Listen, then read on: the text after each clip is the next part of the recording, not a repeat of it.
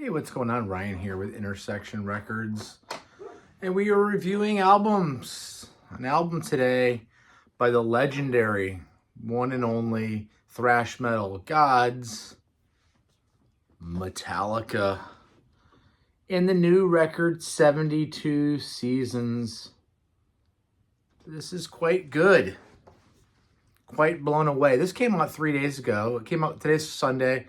It came out on Friday. There was a couple lead singles that were released over time in the last few months just for people to get prepared for this. This follows 2016's Hardwired for Self-Destruction, Hardwired to Self-Destruction, which was a good record. Previously, 2008's Death Magnetic. These are records kind of return to form, as is this double. I'm going to call it a double album. It's an hour and 17 minutes. So it's a long record with long songs. So we're going to talk about that. Maybe some of the length doesn't help this record. Maybe some of the best songs in this record aren't terribly long. The third record with Robert Trujillo on bass. And of course, Kirk Hammett, James Hetfield, and Lars Ulrich. This is the 11th overall record of a band that started in the Bay Area in 1981. Let's get into this bad boy. Produced by Greg Fidelman, Lars Ulrich, and James Hetfield. 72 Seasons is the lead track, and it's awesome. Blistering, galloping, old school, 7 minutes and 40 seconds, twists and turns. James' vocals, I think, are in fine form here. The next song, Shadows Follows, I said, let's go. Momentum is still high, feels real. And feels real means this. You know, you're talking your 11th album and 42 years deep into your career. You can, punch in, Metallica by numbers and mail it in and throw something out that is reminiscent to old. This feels kind of dangerous and loose. And like I said, there's lengthy songs. The first song's 7:40. The second song is 6 minutes and 12 seconds. A scorching solo by Kirk Hammett. And nice harmonies, actually. They come in and sing together, and it sounds cool. Third song, Screaming Suicide. Again, a powerhouse song. Strong at 5.5 minutes long. You're 40 years deep into a career again. You don't have to put another album out. Not a lot great can come out of putting another album out, other than people, criticizing it and suggesting that it's not as good as what you've done in the past, and that's what these guys are subject to anyway. Sleepwalk My Life Away, bass intro, prodding, feels like a sequel to Enter Sandman a little bit, and I wonder if it's not an ode to that. I have not watched any reviews on this record. I did not want to be influenced in my ranking. I got a feeling it's getting good reviews because it's a good record. Like I said, a sequel to Enter Sandman, Sleepwalk My Life Away. Kurt Hammett's all over this record with great searing solos. This is another 7-minute song. You Must Burn. The fifth song, my least favorite. It's another 7-minute song. Lux Eternal.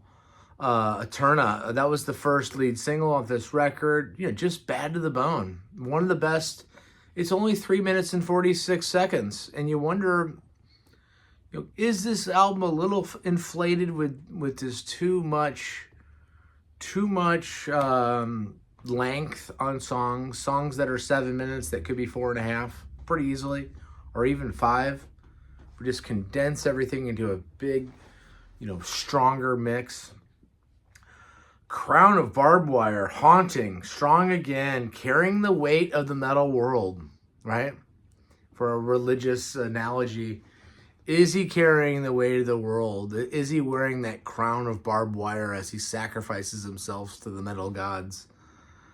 I think maybe he is. So tight, this crown of barbed wire. It's tight. It's restricting him. He has to put this record out. They have this tour coming up, this stadium tour where they're playing in the round and they're playing 2 nights at all these venues. I'm going to try to see this tour in November. Another 5 minutes and 50-second song.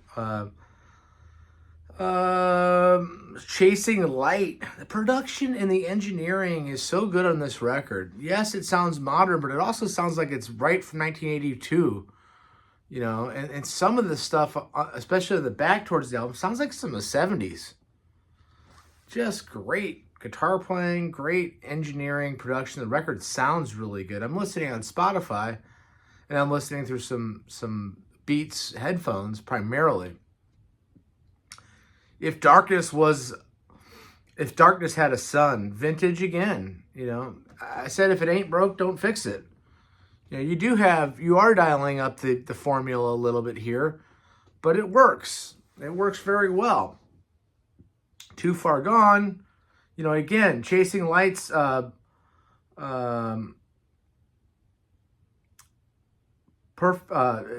minutes and 45 seconds. And there's a little ode to Train Kept a Rollin' on that song towards the end on Chasing Light. Down, down, down, down, the old Yardbird song. Old Aerosmith covered that. You know, he's probably playing his Greenie, his Peter Green Les Paul that Gary Moore also owned prior to Kurt owning that. Too Far Gone, leaving it all on the field. Every riff dangerous. There's not a stone unturned when it comes to laying down solos and riffs and going back to the riff. It's really cool. Room of Mirrors, Relentless. You know, proud of these guys. Again, you don't have to do this. You don't have to go an hour and 17 minutes deep on a record when you could have whittled it down to 50 minutes. But they gave us extra time because they have a lot to say. And yes, this is a long record, but it never gets boring. There's a couple lower moments on this record, but I think the whole thing works. The last song, in a Murata, it's an 11-minute epic. I hear some Thin Lizzy in here.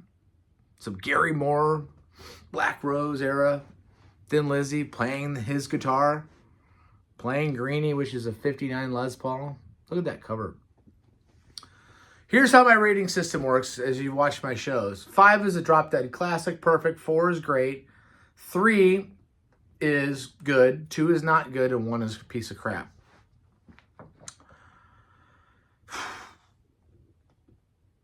I'm going to go straight 4 and call this a great album. 4 out of 5 stars. That's my review. Subscribe to my channel. We do shows every single day. I'm proud of this record. I think it's really damn good. And check out Metallica's 72 Seasons. Let me know in the comments what you think of my review and where I put this at a 4 out of 5. I think it's a great record. Anyway, peace out. See ya. Catch you later.